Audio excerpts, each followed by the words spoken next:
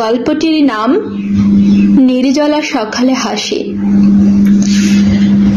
সুবাহের আলো ঘরে ঢুকেছে, কিন্তু ঘরের কোণে ছোট্ট মেয়ে রিয়া চুপচাপ বসে আছে, চোখে অশ্রু জমে। বাবা অফিসের জন্য বের হয়েছেন, মা রান্নাঘরে ব্যস্ত। রিয়ার স্কুলের ব্যাগ পাশে রাখলেও সে যেন একা, কারো কাছে মন খুলতে পারছে না।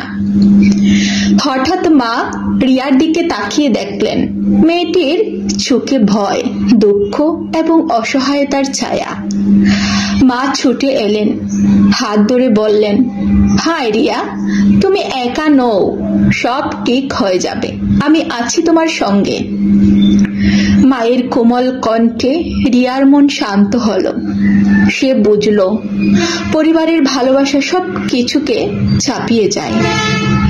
মা ধীরে ধীরে স্কুলের ব্যাগ সাজাতে সাহায্য করলেন, রিয়াকে একটু খাওয়া দাওয়া দিলেন এবং বললেন, নিজেকে ভালোবাসো, নিজের স্বপ্নের জন্য সময় দাও, তুমি শক্তিশালী।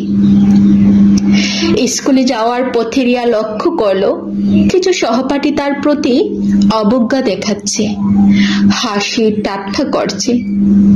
আগে সে ভয় পেত, কিন্তু আজ মা যে সাহস দিয়েছেন সেই শক্তিতে সে নির্ভয়ে দাঁড়ালো। সে জানলো পরিবারের সমর্থন, বিশেষ করে মায়ের ভালোবাসা থাকে যে কোনো প্রতিকূলতা মোকাবেলা করতে সাহায্য করে। শিক্ষকের ক্লাসে রিয়া মনোযোগী হয়ে পড়াশোনা করলো। সে নিজের যোগ্যতা প্রমাণ করতে চেয়েছে এবং প্রতিটি ছোট অর্জন তাকে আরো শক্তি দিল। সহপাঠীদের অবজ্ঞা তাকে ভেঙে দিতে পারল না, কারণ রিয়ার মনে এখন আত্মবিশ্বাসের আলোক রশ্মি জ্বলছে। বাড়ি ফিরে মা বললেন, যখন তুমি নিজের কাজ এবং স্বপ্নকে গুরুত্ব দেবে, অন্যরা তোমাকে সম্মান দেবে। নিজের মূল্য বুঝো, শেখো, নিজের শক্তি চেনো।